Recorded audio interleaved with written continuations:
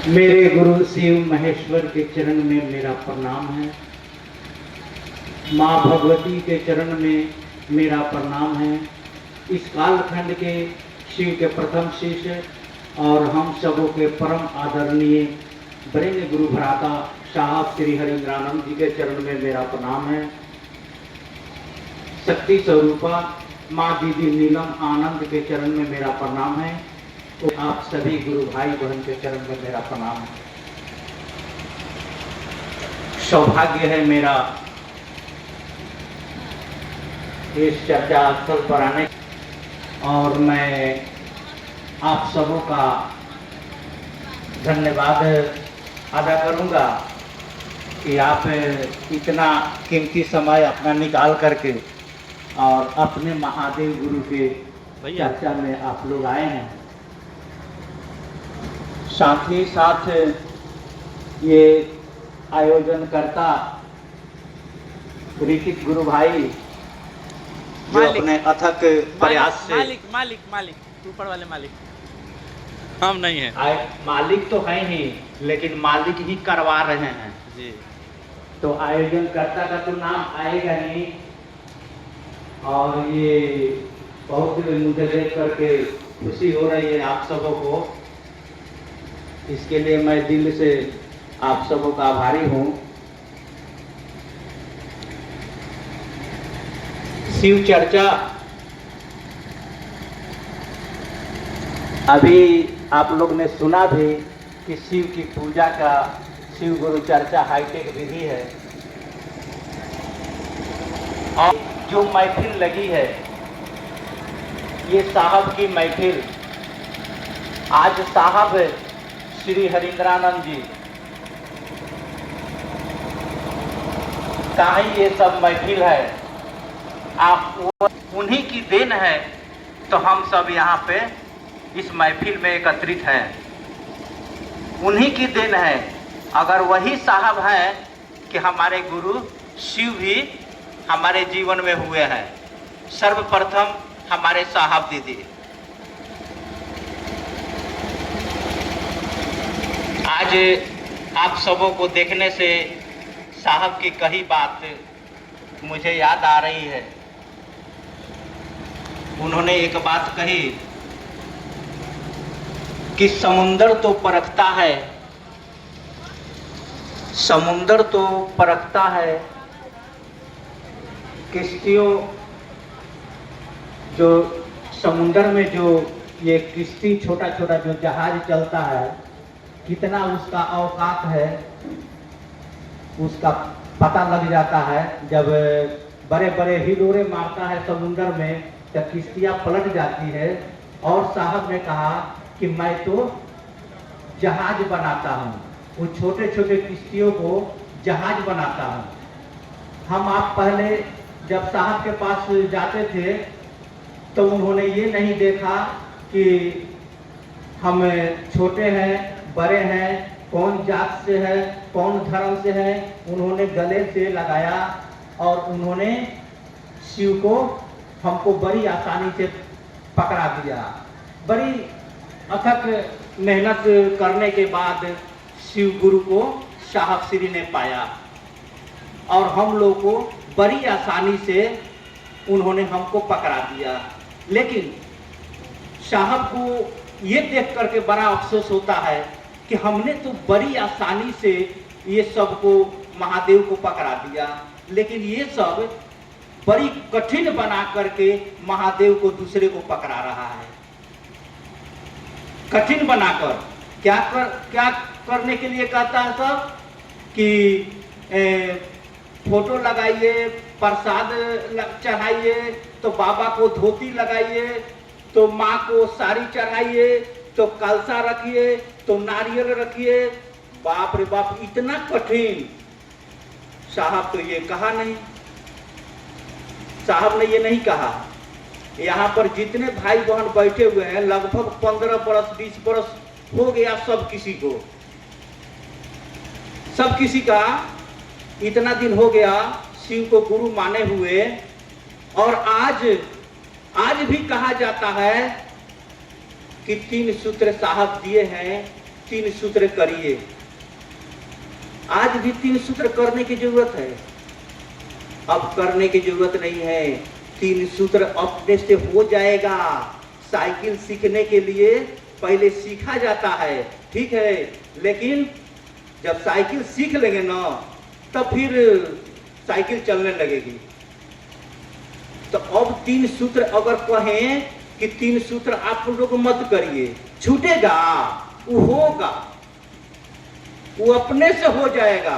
अब करने की जरूरत ही नहीं है, केवल समझने की जरूरत है कि तीन सूत्र में कहा क्या जा रहा है। इस बात को साहब को तीन सूत्र कहने का क्या मतलब है।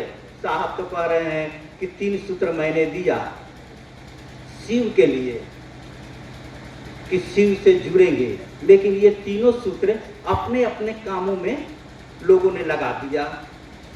कोई दया मांगता है कि हे शिव आप मेरे गुरु हैं, मैं आपका शिष्य हूँ, मुझ पर दया करिए कि मेरा मकान बन जाए, मेरे बेटे की तबीयत है, मेरे बेटे की तबीयत ठीक हो जाए, मेरे बेटे की नौकरी लग जाए। माने पूरी तरह से अपने संसार में ये तीनों सूत्र को चर्चा भी करते हैं।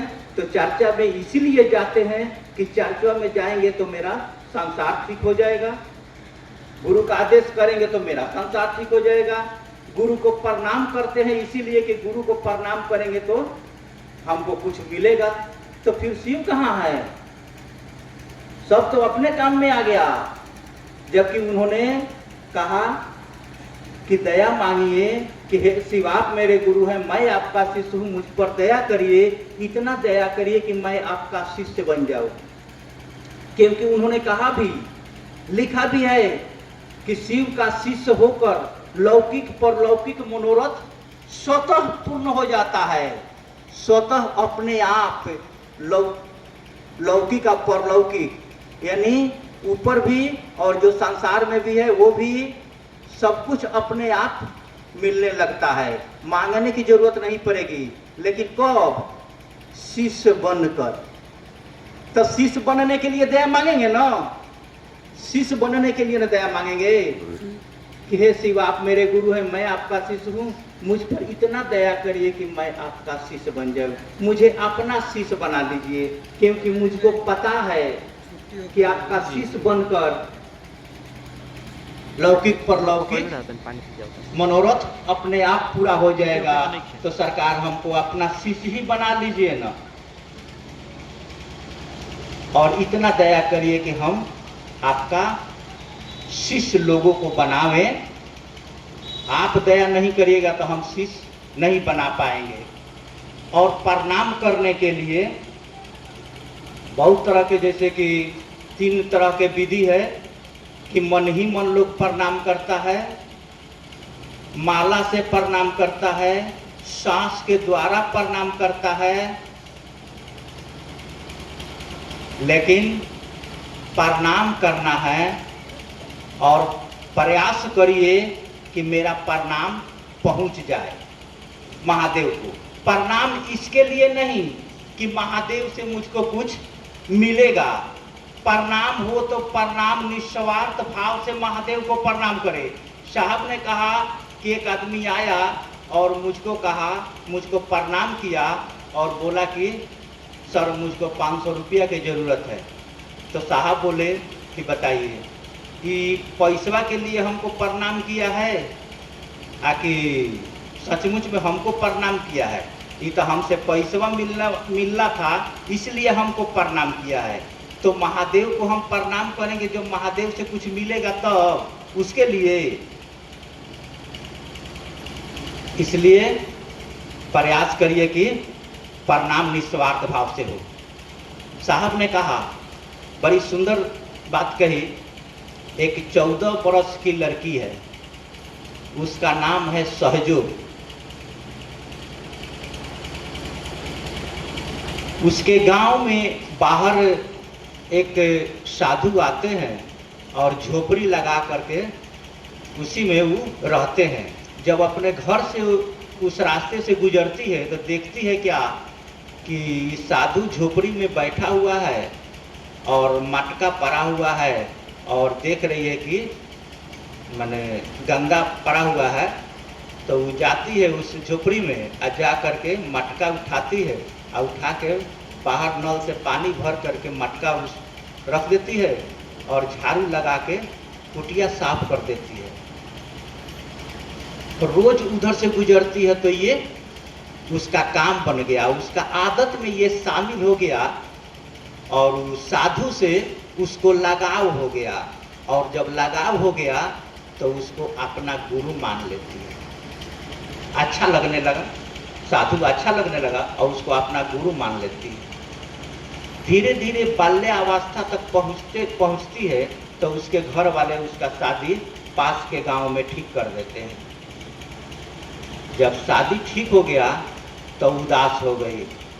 उदास इसलिए हो गई कि जब शादी हो जाएगा तो हम चले जाएंगे और मेरे गुरु की देखभाल कौन करेगा, मेरे गुरु की देखभाल कौन करेगा, कौन झाड़ू लगाएगा, कौन मटका में पानी रखेगा। तो साधु समझ गए उसके उदासी का कारण, समझ गए और बोले कि एक काम करो, तुम्हारा शादी ठीक हो गया है, तुम खुशी खुशी जाओ और अपने ससुराल में सब किसी का सेवा करना और एक कुश का आसनी बनाना, हम तुम्हारे घर आएंगे। ये सुन करके तो और खुश हो गई कि मेरे गुरु मेरे घर आएंगे। खुशी खुशी चली गई अपने ससुराल और दिन भर काम काज करने के बाद में रात में ढिबरी जलाती है और उसी के रोशनी में उसका आसनी बनाती है। धीरे धीरे करके आसनी तैयार हो गया। उसके मन में आया कि आसनी तो तैयार हो गया, पता नहीं मेरे गुरु आएंगे कि नहीं आएंगे। लेकिन अंतरात्मा से उसकी आवाज़ आती है कि नहीं, मेरे गुरु आएंगे, अवश्य आएंगे। और कल होकर के देखती है कि गुरु दरवाजे पर खड़े हैं और उनके साथ मुकुट पहने हुए देवी देवता भी खड़े हैं दरवाजे पर। दौड़ती है और दौड़ करके उसके मुंह से इतना ही निकलता है कि बलिहारी जाऊं अपने गुरु जो देव मिलाए, यानी देव को हमसे मिला दिए। तो गुरु का काम यही होता है, गुरु का काम यही होता है। गुरु क्या करते हैं, अपने शिष्य को परमात्मा से एक में करते हैं। ज़्यादा समय नहीं है, एक रहस्य की बात बताते हैं। रहस्य ही है ही ये शिव गुरु चर्चा। हम आप शिव गुरु चर्चा करते हैं और आते हैं। क्या सभी के घरों में सभी के परिवार शिव शिष्य परिवार हो गया है? आप लोग जरा हाथ उठाएंगे। सबका परिवार शिव शिष्य हुआ है? बहुत कम। हम समझ गए। ये इसको कहा जाता है पूर्ण आध्यात्मिक। देखिए, आप आए हैं तो कुछ लेकर जाएंगे यहाँ से, ठीक है ना। पूर्ण अध्यात्म, पूरी तरह से ये अध्यात्म है। अपने आप को जानना, समझना। महादेव गुरु ज्ञान देते हैं, समझ देते हैं। क्या देते हैं? ज्ञान समझ देते हैं। कैसे? स्वर्ग नरक कोई देखा नहीं है कि स्वर्ग कहाँ है, नरक कहाँ है। घर ही स्वर्ग है, घर ही नरक है। कैसे? जब हम जानेंगे कि हम कौन है, तब मालूम चलेगा कि हम माँ हैं, हम एक पत्नी हैं, हम बहन हैं, बेटी है। तो क्या उस और हम सही से निर्वाह कर रहे हैं? पति को भी देखना होगा, जेंट्स को भी देखना होगा, लेडीज को भी देखना होगा। मालूम चलता है, हमने सुना है, देखा है कि जय रामायण होता है तो लोग कहता है कि बहुत बढ़िया। रामायण में एगो प्रसंग आता है जो राम जी सीता के साथ जब जा रहे हैं वनवास में, तो माँ कौशल्या कहती है, बेटा राम, सीता मेरी बहू नहीं है, सीता मेरी बेटी नहीं है, सीता मेरी आंख की पुतली है। बेटा राम, जरा सा भी सीता को कष्ट होगा तो समझना कि मेरे आंख की पुतली को कष्ट हो रहा है। इसलिए बेटा ध्यान देना। अब बताइए कि कितनी माँ कौशल्या हो गई है, ये तो मिलाना होगा ना। फिर आते हैं तो फिर अपनी बहू से लड़ते हैं, बहू अपने सास से लड़ती है। और क्या शिव चर्चा, शिव चर्चा का मतलब क्या है? जब तक ये नहीं सुधरेगा, स्वर्ग नरक का मालूम नहीं चलेगा। घर में एक एक व्यक्ति, और रहस्य की बात ये सुन लीजिए कि एक एक व्यक्ति, हमने भी, मेरी माँ शिव चर्चा करती थी, गांव के सारे लोग आते थे बुलाने कि चलिए मेरे यहाँ शिव चर्चा करा दीजिए, शिव चर्चा करा दीजिए। तबीयत बहुत जोर से खराब हुआ, बिस्तर पकड़ ली। अभी हाल ही की बात है, बिस्तर पकड़ ली तो हम वहां पर 5 दिन का चर्चा रखे। ये देखिए, मैं बेटा एक बेटा हूँ, बेटा का फर्ज, मैं 5 दिन का वहां पर शिव चर्चा रखा। और गांव के लोग आकर के शिव चर्चा करने लगे। जैसे जैसे शिव चर्चा होता था तैसे तैसे माँ ठीक होने लगी। तब हम समझ गए कि दिया बुझने के पहले फरफराता है, इसका मतलब है कि माँ अब नहीं रहेगी। तो हमने सब किसी से कह दिया कि माँ 5 दिन चर्चा हो जाएगा, 5 दिन के बाद चली जाएगी। ठीक वही हुआ, 5 दिन के बाद में गुजर गई। तो साहब कहते हैं कि शिव चर्चा सुनते सुनते शिव लोक को स्थान मिलेगा। अच्छा, इसलिए ये आदत में जो लगी हुई है, ये आदत बरकरार रहे। और अंत काल में, अंत भला तो सब भला, अंत में स्मृति खराब हो जाती है, नहीं कुछ सुनाई देता है, नहीं कुछ समझ में आता है। तो वही बेटा बेटी, जो परिवार के लोग हैं, बच्चे हैं, जो शिव चर्चा करते हैं, जानते हैं कि मेरी माँ शिव चर्चा करती है, माँ के तबीयत खराब हो गया है तो वहाँ पर शिव चर्चा कराएं। वही सुनते सुनते शिव लोक को स्थान मिलेगा। इसलिए अपनी घर में सभी बच्चों को ये आदत में लगावे कि मेरे बाद भी मेरे गुरु का काम होता रहे। मैं आज हूँ, कल नहीं रहूंगा, लेकिन मेरे बाद भी मेरे गुरु का काम होता रहे। ये दर्द आपके अंदर, मेरे अंदर जगे अपने गुरु के लिए। ठीक है ना? आप सबों को मेरा प्रणाम।